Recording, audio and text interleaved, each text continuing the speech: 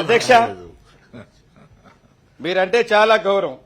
వ్యవసాయానికి మీరు చాలా ఇంపార్టెన్స్ ఇస్తారు.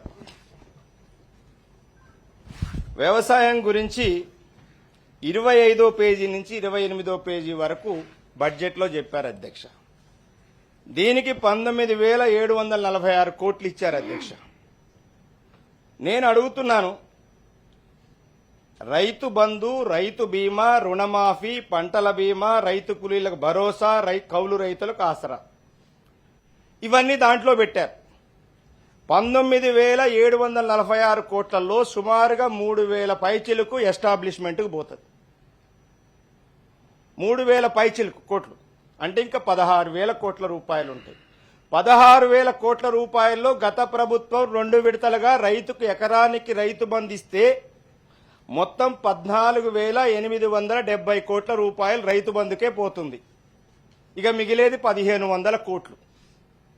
మరి ఇవన్నీ రుణమాఫీ ఎక్కడి నుంచి వస్తుంది, రైతు బీమా ఎక్కడి నుంచి వస్తుంది, లేదా పంటల బీమా ఎక్కడికి వస్తుంది, రైతు కూలీలకు ఇచ్చే భరోసా ఎక్కడికి పోతుంది, కౌలు రైతులకు ఇచ్చే భరోసా ఎక్కడి నుంచి వస్తుంది? మరి బడ్జెట్లో ఎక్స్ప్లెయిన్ చేయాలి కదా అధ్యక్ష, ఎక్స్ప్లెయిన్ చేయాలి కదా. ఏమీ లేదు, నాకైతే అర్థం కాలేదు. మార్నింగ్ 4 o'clock లేసి అంతా చదివే, మళ్ళీ నేనేమైనా తప్పు అర్థం చేసుకుంటున్నాను. నాకు ఎక్కడ ఏం క్లారిటీ లేరు. ఇక రైతు బంధు గురించి ఒక అవాస్తవాలు చాలా మంది ఇక్కడ ఉన్నటువంటి పెద్దలు అర్థం చేసుకోవాలి. కేసీఆర్ గారు ఆ రోజు ముఖ్యమంత్రిగా ఉన్నప్పుడు రైతు బంధు ఎందుకు పెట్టాడు, తెలంగాణ రాకముందు రైతుల పరిస్థితి ఏంది? ఎందుకంటే నేను ఒక రైతు బిడ్డని, మా నాన్న కూడా ఒక 5 ఎకరాల భూమిని ఎద్దుముడ్డి పొడుచుకుంటూ మమ్మల్ని చదివించినటువంటి వాడు. మేము చిన్నప్పుడు వ్యవసాయం చేసినాం మా నాన్నతో పాటు. రైతు బాధ ఏందో మేము కళ్ళారా చూసినాం. అప్పులు తెచ్చి అమ్మ పుస్తెలమ్మి మమ్మల్ని చదివించారు అధ్యక్ష. కానీ రైతు బంధుని ఎగతాళి చేస్తూ మాట్లాడుతున్నారు. ఏం చెప్తున్నారు? ఈ పథకం పేరుతో అసలు రైతుల కన్నా పెట్టుబడిదారులు అనర్హులే ఎక్కువ లాభం పొందారని చెప్పడానికి ఎంతో చింతిస్తున్నాం. ఇది చదవటానికి కూడా నేను చాలా చింతిస్తున్నా అధ్యక్ష. మరి ఒక రైతుగా ఉండి రాస్తే దాని యొక్క విలువ తెలిసేది అధ్యక్ష. నేను ఇక్కడ మేమేం చెప్పట్లే, గతంలో గణాంకాలు ఉన్నాయి. ఇక్కడ ఏం చెప్తున్నారు? ఇక్కడ 1,49,000 ఎకరాలకి, 1,49,00,000 ఎకరాలకి దీంట్లో ఏమున్నారు? 5 ఎకరాల లోపు రైతులు 1,07,37,000 మంది ఉన్నారు. 10 ఎకరాల లోపు రైతులు 28,22,000 మంది ఉన్నారు. 15 ఎకరాల లోపు 6,65,000 మంది ఉన్నారు. అధ్యక్ష, అన్ని కలుపుకుంటే 10 ఎకరాల లోపున రైతులు 93% ఉన్నారు. నిన్న మంత్రి గారు మాట్లాడుతూ, అట్లాగే మరి వారు రాలేదు సహచర మిత్రులు ఏవిఎన్ రెడ్డి గారు, 30% రైతు బంధు దళారీలకు పోతుంది, భూస్వాములకు పోతుంది. నేను అడుగుతున్న ఈ వేదిక నుంచి సభ్యులందరూ కూడా పల్లెటూర్లలో ఒకసారి ఒక 1 month క్యాంప్ పెడితే మీకు అర్థమవుతుంది, ఇంటింటికి వెళ్తే అర్థమవుతుంది. ఇవాళ 10,000 రూపాయలు ఇచ్చినా రైతు కష్టాలు తీరే పరిస్థితి లేదు. కేసీఆర్ గారు ఇచ్చినటువంటి 10,000 రూపాయలతో కనీసం వాళ్ళ గాలి పీల్చుకోవటానికి అవకాశం కలిగింది అధ్యక్ష. మీరు గ్రామాలకు వెళ్తే తెలుస్తుంది, హైదరాబాద్లో కూర్చొని మాట్లాడితే తెలియదు.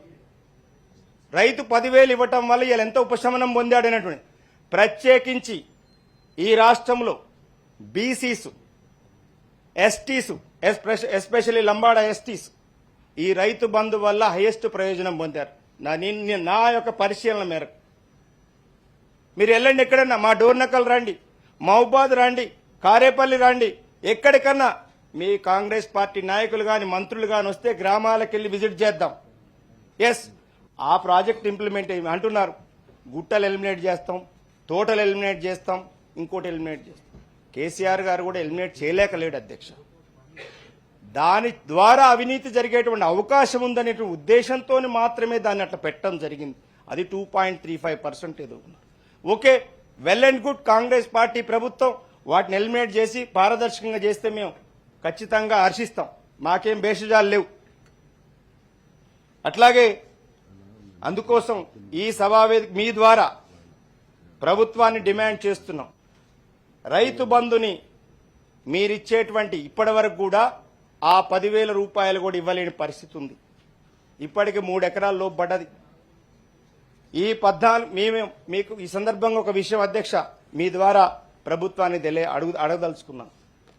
ఎన్నికలకు ముందు కేసీఆర్ గారు నవంబర్లో రైతు బంధు వేయాలని రైతు బంధు అకౌంట్లో 12,000 కోట్ల రూపాయలని ప్రభుత్వ ఖాతాలో పెట్టడం జరిగింది. ఆనాడు కాంగ్రెస్ పార్టీ ఎన్నికలకు ముందు ఎలక్షన్ కమిషన్కి వెళ్లి రైతు బంధు రైతులకు ఇవ్వొద్దు, ఇస్తే ఆ ఓట్లు మీరు ఇన్ఫ్లుయెన్స్ అయితే అని చెప్పి రైతు బంధు 12,000 కోట్ల రూపాయలని ఆపించడం జరిగింది అధ్యక్ష.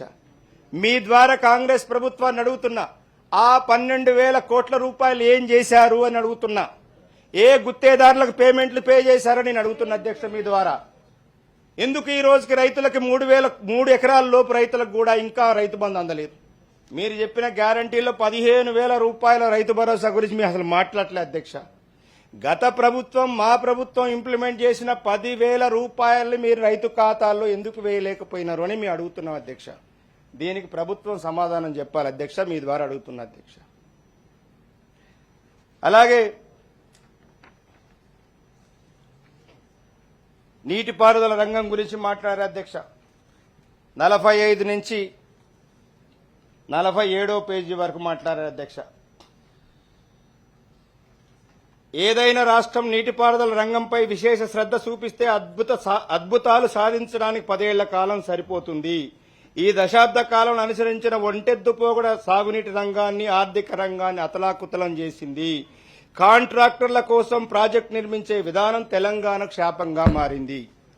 అధ్యక్ష మీ ద్వారా నేను కాంగ్రెస్ ప్రభుత్వాన్ని మంత్రులకు విషయం అడగదలుచుకున్న అధ్యక్ష.